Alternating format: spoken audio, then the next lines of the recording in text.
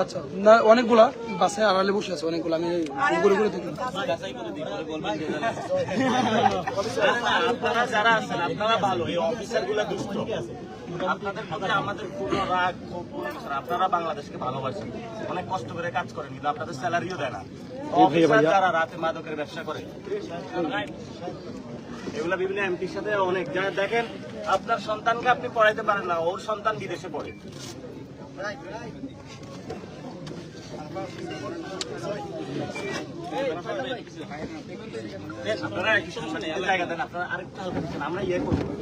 Ambulance গুলো আপনারা ছেড়ে দেওয়ার ব্যবস্থা করেন। আসিফ ভাই একটু বলেন।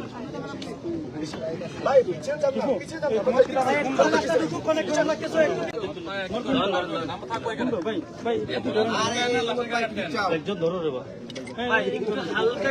একটু পিছনে গেলে মানে এটা ফুটেজটা নেওয়া যাবে। আমরা বসে আছি, একটু যদি হালকা একটু পিছনে, হালকা একটু পিছনে বসা ব্যক্তিকেও ভয় পাচ্ছেন, পিছনে একটু সমস্যা কি? নাসির ভাই একটু যদি আমাকে বলতেন একটু বর্তমান পরিস্থিতি জায়গা আছে। বিকালে রওনা দিয়েছি মৌলভীবাজার থেকে 4টার দিকে। আমাদের পূর্ব নির্ধারিত একটা সাংবাদিক সম্মেলন ছিল, সেই সাংবাদিক সম্মেলনে আমরা আমাদের বাধা দেওয়া হয়েছে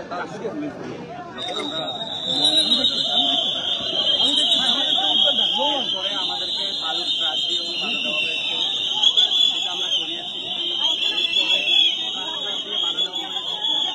এখন আমাদের 3-4 পুলিশ দিয়ে ঘেরাও করে রেখেছে।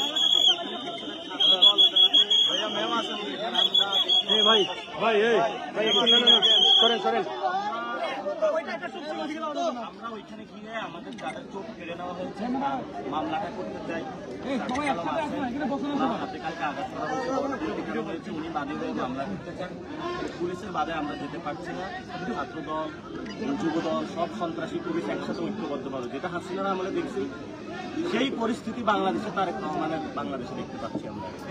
এবং এখানে সংসদের বিরোধী দলের ত্রিপুরী আছেন, আরো 2জন এমপি আছেন, হাসান আব্দুল্লাহ এবং মাহমুদা মিঠু আছেন।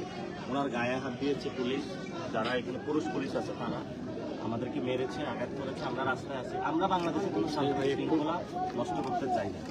আমরা চাই ওইখানে গিয়ে মামলাটা করতে এবং আমরা বলেছিলাম এখানে তো 144 দ্বারা গাড়ি নেই, তাহলে এখানে কেন আমাদেরকে বাধা দেওয়া হচ্ছে? ওনারা কোনো উত্তর দিতে পারছে না। তো বলেছে ঊর্ধ্বতন, ঊর্ধ্বতন কারা সেটাও নাম বলে না। তো দেখতেই পাচ্ছেন আমরা হবিগঞ্জে আমাদের পূর্ব ঘোষিত কর্মসূচি ছিল গতকালকে হামলার বিরুদ্ধে। তো আমাদেরকে প্রথমে মৌলভীবাজারে তারা বাধা দিয়েছে, তারপরে কয়েক দফায় বালু ট্রাক, ট্রাক্টর, এবং আমরা এখানে এসে পুলিশ সর্বশেষ আটকিয়ে রেখেছে এবং তার পিছিয়ে ছাত্রদলের শত শত সন্ত্রাসীরা আছে। আমাদের কথা যেহেতু 144 জারি করেছে, আমরা আইন শৃঙ্খলার পরিবেশ বা সব কিছুকে সহযোগিতা করে আমরা বলেছি আমরা শুধু যাবো, মামলা দায়ের করবো, আহতদের দেখবো, তাদের পরিবারের সাথে সাক্ষাৎ করে আমরা চলে আসবো।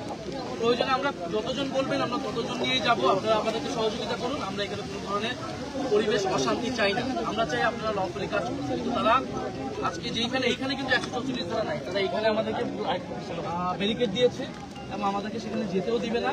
ইতিমধ্যে কিন্তু যারা আসামি, যারা চোখ উপরে ফেলেছে, যারা চোখে আঘাত করেছে রড দিয়ে, তাদেরকে কিন্তু পালিয়ে যাওয়ার সহায়তা করা হচ্ছে। তারা নিজেরাও মামলা করে নাই, আমাদেরকেও মামলা করতে দেরি করাচ্ছে যাতে আসামি পালিয়ে যেতে পারে। এবং স্থানীয় এমপি বা ঊর্ধ্বতন কর্তৃপক্ষের কথা যারা কার কথা বলছে আমরা জানি না। আমাদের কথা আমরা এখানে বসে থাকবো, আমরা আসছি ঢাকা থেকে, আমরা হবিগঞ্জে মামলা করবো, তারপর আমরা যাবো। এখন আমাদের নিরাপত্তার কথা যারা বলছে তারা দেখি তারা কার নিরাপত্তা দেয়, কিন্তু আমরা হবিগঞ্জবাসী সাধারণ মানুষ, এনসিপি, ছাত্রশক্তি সহ জুলাই যোদ্ধা যারা আছে তাদের নিরাপত্তা, তাদের আইনি অধিকার, রাজনৈতিক অধিকার নিশ্চিত করে আমরা এখান থেকে যাবো। মাহমুদ আপা একটু আপনি বলেন।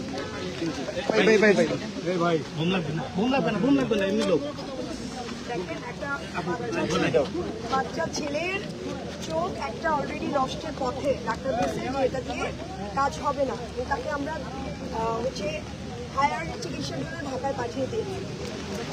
এই যে এতগুলো পুলিশ এখানে, তাদের উচিত ছিল কি? তাদের উচিত ছিল ওদেরকে প্রতিহত করা, কিন্তু তারা এইখানে এসে আমাদেরকে আটকায় দিচ্ছে। আমাদের যারা ভাই ব্রাদাররা ওখানে যারা আহত হয়েছে তাদেরকে দেখতে যাওয়া তো আমাদের দায়িত্ব। এবং আমরা অবশ্যই দেখতে যাবো এবং আইনি ব্যবস্থা নেব। সবচেয়ে গুরুত্বপূর্ণ যে কথা, এই যে এত পুলিশ, শত পুলিশ এখানে, কিন্তু দেখেন আজকে প্রায় 24 ঘন্টা পার হয়ে যাচ্ছে, এখন পর্যন্ত একজনকে গ্রেফতার করতে পারবে না। তা আমাদের এখানে অবস্থান কর্মসূচি থাকবে। আমরা বলেছি যে আমরা থানায় যাব, মামলা দিব, মামলা দিয়ে আমরা চলে আসবো। কিন্তু সেই মামলা দেওয়ার যে একটা আচ্ছা 144 ছাড়া চলে, ঠিক আছে, আমরা তো মামলা দিতে পারি।